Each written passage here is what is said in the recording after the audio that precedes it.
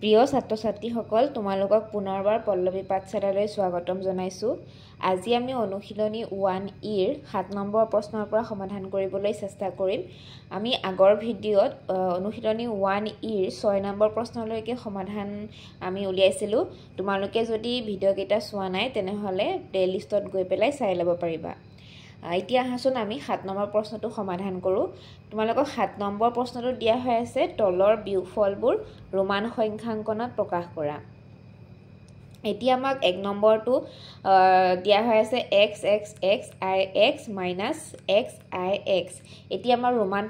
প্ৰতীকবোৰ দিয়া হৈ আছে ৰোমান সংখ্যাংকন পদ্ধতিত প্ৰকাশ কৰা হৈ আছে। এতিয়া আমি এটাৰ পৰা আনটো বিয়োগ কৰি আমি যিটো ফলাফল পাওঁ সেইটো আমি আকৌ ৰোমান সংখ্যাংকনত প্ৰকাশ কৰিব লাগিব। এতিয়া বিয়োগফলটো ওলোৱাৰ আগতে আমি প্ৰথমতে এই প্ৰতীকখিনি অৰ্থাৎ ৰোমান সংখ্যাংকনত যি প্ৰকাশ হৈ আছে সেইটো আমি হিন্দু আৰবীয় পদ্ধতিত প্ৰকাশ কৰি ল'ব লাগিব, তেতিয়াহে আমি বিয়োগফলটো উলিয়াব পাৰিম। এতিয়া আহাচোন প্ৰথমতে হিন্দু আৰবীয় পদ্ধতিত ইয়াৰ মানখিনি উলিয়াই লওঁ। এতিয়া চোৱা ইয়াত দিয়া আছে x x x i x। x মানে কিমান আমাৰ 10। এতিয়া ইয়াত কেইটা x আছে 3টা x। গতিকে যদি আমি 10 যদি 3টা যোগ কৰোঁ তেতিয়াহ'লে কিমান পাম টোটেল 30। প্ৰথমতে আমি 30টো বহাই ল'লোঁ। তাৰপিছত প্লাছ এতিয়া আগৰ ভিডিঅ'ত যিহেতু আমি ইমানখিনি আমি সমাধান উলিয়াই আহিছোঁ, গতিকে তোমালোকে নিশ্চয় এতিয়ালৈ ৰোমান সংখ্যাংকন পদ্ধতিত থাকিলে তোমালোকে হিন্দু আৰবীয় পদ্ধতিত তোমালোকে প্ৰকাশ কৰিবলৈ পাৰিছা। এতিয়া চোৱা আমাৰ এই 3টা xৰ মানটো উলিয়াই হ'ল, সেইটো হৈছে 30 আৰু তাৰপাছত দিয়া হৈছে i x। এতিয়া চোৱা x মানে 10, i মানে 1। এতিয়া আমাৰ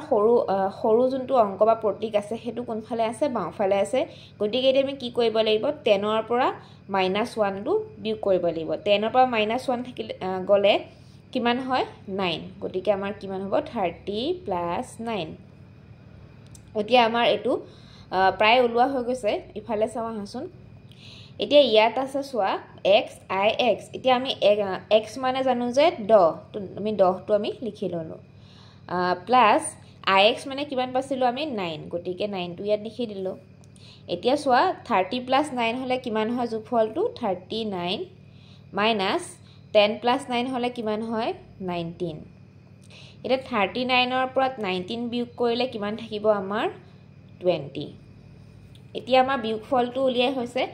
কিন্তু প্ৰশ্নত আৰু দিয়া হৈ আছে যে আমি কি কৰিব লাগে যিটো আমাৰ ফলাফল পাওঁ সেইটো ৰোমান সংখ্যাংকনত প্ৰকাশ কৰিব লাগে। এতিয়া আমি 20ক যদি ৰোমান সংখ্যাংকন পদ্ধতিত প্ৰকাশ কৰোঁ তেতিয়াহ'লে কিমান হ'ব 20টোক আমি ভগাই দিব পাৰোঁ 10 + 10 হিচাপে, আৰু 10টোৰ আমাৰ ৰোমান প্ৰতীকটো হৈছে x। গতিকে এতিয়া x কেইটা হ'ব 2টা হ'ব, কাৰণ 10 + 10 হ'লেহে আমাৰ কি হ'ব 20 হ'ব। গতিকে আমাৰ এইটো 1 নম্বৰ প্ৰশ্নটো সমাধান উলিওৱা হৈছে। এতিয়া আহাচোন আমি 2 নম্বৰ প্ৰশ্নটো সমাধান উলিয়াবলৈ চেষ্টা কৰোঁ। এতিয়া চোৱা 2nd নম্বৰটো দিয়া আছে l x v i i i minus x l i v। এতিয়া আমি আগৰটোৰ দৰে কি কৰিম প্ৰথমতে ৰোমান সংখ্যাংকন পদ্ধতিৰ পৰা আমি হিন্দু আৰবীয় সংখ্যাংকন পদ্ধতিত আমি উলিয়াই ল'ম। এতিয়া চোৱা l মানে হৈছে কিমান 50, x মানে হৈছে 10। গতিকে 50 আৰু 10 প্লাছ কৰিলে কিমান হ'ব 60। এতিয়া চোৱা v মানে হৈছে 5 আৰু তোমালোকে যদি এইখিনিলৈকে কৰা l x v l 50 ইয়াৰ লগত লাগি 60 হ'ল, তাৰপিছত কিমান হ'ল 65 আৰু এইফালে কি আছে i 3টা আছে, এটা i কিমান বুজায় 1। গতিকে আমাৰ ইয়াৰ লগত 65ৰ লগত আমাৰ কিমান প্লাছ হ'ব 3 প্লাছ হ'ব। গতিকে 65 + 3 আমাৰ এনচাৰটো কিমান আহে 68। তোমালোকক যিহেতু আগতেও হিন্দু আৰবীয় পদ্ধতিত প্ৰকাশ কৰিবলৈ শিকোৱা হৈছে, গতিকে মই এইটো ডাইৰেক্ট পাতি দিছোঁ। l মানে 50, x মানে 10, 50 + 10 60 হ'ল, 60ৰ লগত 5 প্লাছ কৰিলে কিমান হ'ব v মানে 5, তেতিয়াহ'লে আমাৰ কিমান হ'ব 65 আৰু এইফালে 65ৰ লগত 3 প্লাছ কৰিলে কিমান আহে 68। এতিয়া মাইনাছ চিন আছে, এতিয়া এইটো আমি কনভাৰ্ট কৰিব লাগিব। এতিয়া চোৱা x মানে হৈছে 10 আৰু l মানে হৈছে 50। এতিয়া চোৱা 50টো বাওঁফালে কি আছে x আছে, অৰ্থাৎ সৰু প্ৰতীকটো আছে। গতিকে 50ৰ পৰা 10 মাইনাছ কৰিলে আমাৰ কিমান আহিব 40। এতিয়া চোৱা 40ৰ লগত আমাৰ কি হ'ব চোৱা এইখিনিলৈকে আমি কিমান পাই আছোঁ 40 পাই আছোঁ। এতিয়া সো ইয়াত আছে I V এটা V মানে 5 I মানে 1 যেহেতু সৰু প্ৰতীকটো কি আছে আমাৰ বাওঁফালে আছে গতিকে কি হয় 5 - 1 হ'ব অৰ্থাৎ কিমান হ'ব ইয়াটো 5 - 1 হলে ইয়াৰ 4 এই টোটালটো কিমান হ'ব 40 + 4 টোটালটো কিমান হ'ব আমাৰ 44 এতিয়া আমি কিমান উলিয়াব লাগিব 68 - 44 উলিয়াব লাগে 68 - 44 কৰিলে আমি বিয়োগফলটো পাম 24 এতিয়া আমি এটো আকৌ এবাৰ ৰোমান সংখ্যাঙ্কন পদ্ধতিত প্ৰকাশ কৰিব লাগে এতিয়া আমি এটো ভাঙি লব পাৰো আমি ভাঙি কেনেকৈ লম ধৰি 20 প্লাস কিমান হ'ব 4 আমি 20 মানে কি বহাব পাৰো এটো উলিয়া হৈ আছে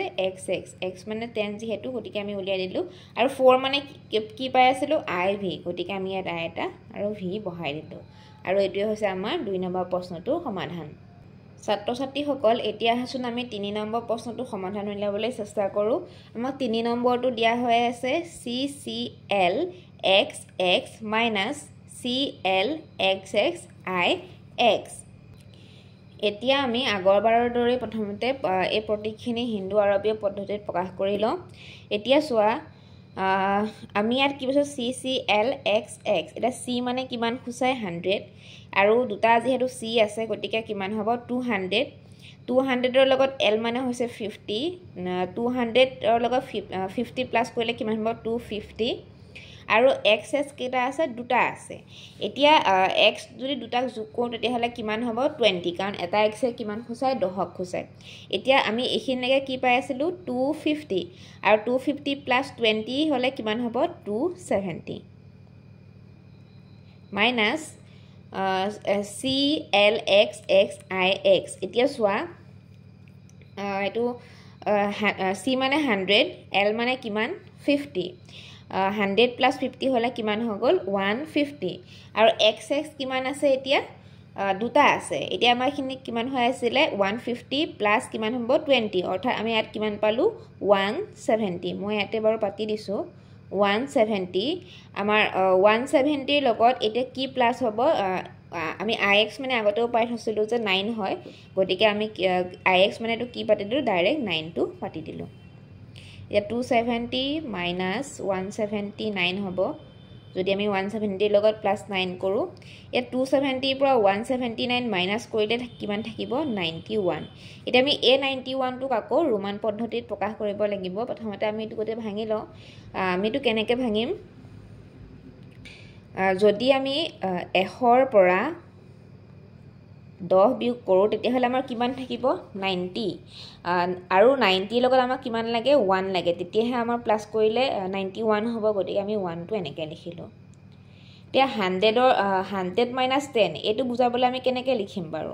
প্ৰথমতে আমি c টো লিখিম মাইনাস হলে কি হ'ব সৰু প্ৰতীকটো বাওঁফালে আহিব আৰু 1 মানে তাৰ প্ৰতীকটো হৈছে কিমান i গতিকে আমি এটো যদি 91 ক প্ৰকাশ কৰো ৰোমান পদ্ধতিত তেতিয়া হলে আমাক কিমান আহিব xci এই 3 নম্বৰ লগে কৰি হল এতিয়া হাসু আমি 4 নম্বৰ প্ৰশ্নটো সমাধান কৰিবলৈ চেষ্টা কৰো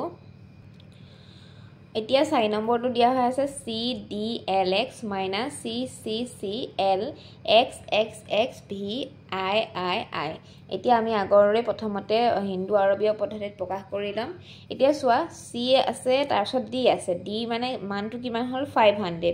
500 ৰ পৰা 100 মাইনাস কৰিব লাগিব কাৰণ কি আছে ডাঙৰ প্ৰতীকৰ খুফালে বাওঁফালে সৰু প্ৰতীক আছে গতিকে আমি কি কৰিলো 500 ৰ পৰা যদি 100 মাইনাস কৰো থাকিব কিমান 400 প্লাস কিমান হ'ব 50 কাৰণ l মানে কিমান হয় 50 প্লাস কিমান হ'ব 10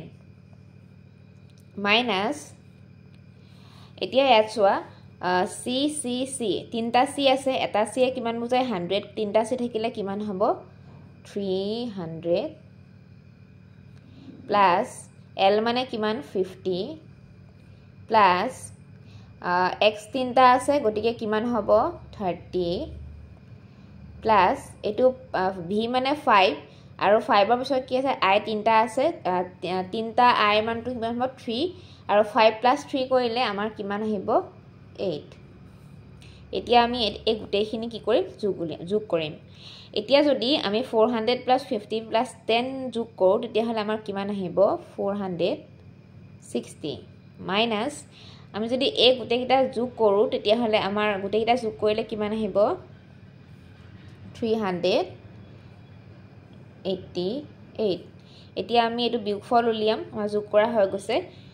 460 পৰা 388 মাইনাছ কৰিলে থাকিব কিমান 72 এতিয়া 72টোক আমি এতিয়া কি কৰিব লাগিব ৰোমান সংখ্যাঙ্কন পদ্ধতিত প্ৰকাশ কৰিব লাগিব এইটো প্ৰথমতে আমি ভাঙি লওঁ গতিকে আমি কেনেকৈ ভাঙিব পাৰোঁ 50 প্লাছ 20 50 প্লাছ 20 হ'লে কিমান হ'ব 70 প্লাছ 2 তোমালোকে এইটো ইয়াতে পাতিব নালাগে কাষতে কৰিলেও ধুনীয়াকৈ পাতি দিব পাৰিবা এতিয়া চোৱা 50 মানটো কিমান হয় আমাৰ প্ৰতীকটো কি হয় L 20 হ'বলৈ আমাক কিমান লাগিব x লাগিব কাৰণ যদি আমি 10ক খুচাওঁ তেতিয়াহ'লে কি x লিখোঁ আমি ইয়াত 20 আছে গতিকে x কেইটা লাগিব দুটা আৰু 2 আছে এটা আই 1 বুজায় গতিকে 2 হ'বলৈ হ'লে আমাক কি লাগিব দুটা লাগিব গতিকে এইটোৱে হৈছে আমাৰ এনসাৰ এতিয়া চোৱা আমাক শেষৰটো দিয়া হৈ আছে MCCC DCCC IX এতিয়া প্ৰথমতে আমি এইটো হিন্দু আৰবী পদ্ধতিত প্ৰকাশ কৰি লওঁ এতিয়া চোৱা m মানে কিমান হৈছে হ'ব 1000 প্লাছ c কেটা আছে তিনটা c আছে এটা c কিমান বুজায় 100 বুজায় গতিকে তিনটা c হ'লে কিমান হ'ব 300 মাইনাছ এতিয়া ইফালে খিনিলে যাওঁ d মানে কিমান হয় আমাৰ 500 প্লাছ এটা c এ বুজায় 100 তিনটা c থাকিলে কিমান হ'ব 300 আৰু আমি সবে জানো ix মানে কিমান আছিলে 9 আমি যেহেতু আগতে এটো উলিয়াই আহিছো এতিয়া 1000 এৰ লগত 300 প্লাস কৰিলে আমাৰ যোগফলটো কিমান আহে 1300 মাইনাস 500 প্লাস 300 800 হল 800 এৰ লগত 9 প্লাস কৰিলে কিমান আহিব আমাৰ 809 এতিয়া যদি আমি 1300 এৰ পৰা 809 মাইনাস কৰো তেতিয়া হলে আমাৰ এনসাৰটো আহিব 491 আমি 491 আমি কি পালো ফলাফলটো পালো এতিয়া 491 ক কি কৰিব লাগিব আমি ৰোমান পদ্ধতিত প্ৰকাশ কৰিব লাগিব প্ৰথমতে আমি এটো কি কৰো কাখতে মই এটো কৈ দিছো 491 ভাঙিলে কেনেকৈ ভাঙিব পাৰো 400 প্লাস 91 এটা 400 ক আমি আকৌ ভাঙিব পাৰো কিমান যেহেতু 400 টো ডাইৰেক্ট তেনেকৈ নাপাও আমি ভাঙিব পাৰো 500 minus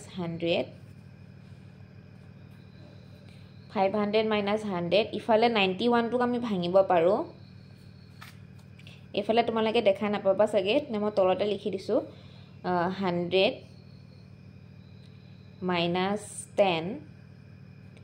100 minus 10 আমাৰ কিমান হৈছিলে 90 আৰু কিমান লাগে আমাক 1 লাগে এতিয়া সোয়া 500 ৰ আমি 500 আমি মানটো পাই আছো কিমান d -100 অৰ্থাৎ 100 টো মাইনাস হ'বলৈ হলে আমি কি কৰিব লাগিব প্ৰতীকটো আমি বাওঁফালে বহাব লাগিব 100 মানে হৈছে c তাৰ পিছত আমি কি পাইছিলো 100 - 10 এতিয়া 100 মানে আমাৰ কি মানটো হৈছে প্ৰতীকটো হৈছে c কি হৈ আছে -10 হৈ আছে 10 টো এতিয়া -10 বুজাবলৈ হলে 10 এ x ক বুজায় x টো কোনফালে বহাব লাগিব বাওঁফালে আৰু আমাৰ লগতে কি আছে এটা 1 আছে গতিকে 1 ৰ কাৰণে কি হয় প্ৰতীক i গতিকে 491 ৰ কাৰণে আমি কি পালো c d x c i আৰু এটোৱে হৈছে আমাৰ 5 নম্বৰ প্ৰশ্নটোৰ সমাধান ছাত্ৰ ছাত্ৰী সকল আমাৰ 7 নম্বৰ প্ৰশ্নখিনি সমাধান উলিয়াই হৈছে এতিয়া তোমালোকৰ 8 নম্বৰটো প্ৰশ্ন এটা আছে হেতু হৈছে প্ৰশ্নটো হৈছে c l v x আৰু i এই কেইটা প্ৰতিকেৰে লিখিব পৰা আটাইতকৈ ডাঙৰ সংখ্যাটো লিখা এতিয়া সোয়া প্ৰথমতে এটো লিখিবলৈ হলে তোমালোকে অতি সহজ উপায় কৰিব পাৰা এতিয়া সোয়া আমাৰ c l v x i এই কেইটা ভিতৰত সকলোতকৈ ডাঙৰ কোন হয় c হয় কাৰণ c মানে হৈছে 100 গতিকে c টো তোমালোকে পাতি লোৱা তাৰ পিছত কোনটো আহে l টো আহিব কাৰণ l মানে কিমান 50 তাৰ পিছত কি আহিব আমাৰ l ৰ পিছতে আমাৰ ডাঙৰ প্ৰতীকটো হৈছে আমাৰ x মানে কিমান 10 তাৰ পিছত কোন আছে ডাঙৰ v তাৰ পিছত কোন একে শেষত কোন হয় x তোমালোকে যদি এইকেইটা একে চিৰিয়েলিও বহাই দিয়ে কাৰণ কি হয় আমাৰ ডাঙৰৰ পৰা সৰুলৈ গৈ থাকিলে কি হয় যোগ হৈ গৈ থাকে গতিকে তোমালোকে বেলেগ কৰি চাব পাৰা কিন্তু সকলোতকৈ ডাঙৰ কিন্তু এনেকৈ ওলাব আৰু ইয়াৰ মানটো হ'ব কিমান 100 প্লাছ 50 প্লাছ 10 প্লাছ 5 প্লাছ 1 আৰু এইকেইটা যোগ কৰিলে আমি যোগফলটো কিমান পাম 166 আৰু এইটোৱে হৈছে আমাৰ এনসাৰটো ছাত্ৰ ছাত্ৰীসকল আজি আমাৰ অনুশীলনী 1A আটাইকেইটা প্ৰশ্ন কৰি আমি উলিয়াব পাৰিলোঁ তোমালোকৰ চেপ্টাৰটো ইমানতে সমাপ্ত হৈছে আমি নেক্সট ভিডিঅ'ত চেপ্টাৰ 2ৰ পৰা ষ্টাৰ্ট কৰিম আৰু আজি এলৈকে যিখিনি শিকালোঁ তোমালোকে সেইখিনি ঘৰতে প্ৰেক্টিছ কৰি থাকিবা নেক্সট ভিডিঅ'ত পুনৰ লগ পোৱাৰ আশাৰে আজিলৈ ইমানতে সামৰিছোঁ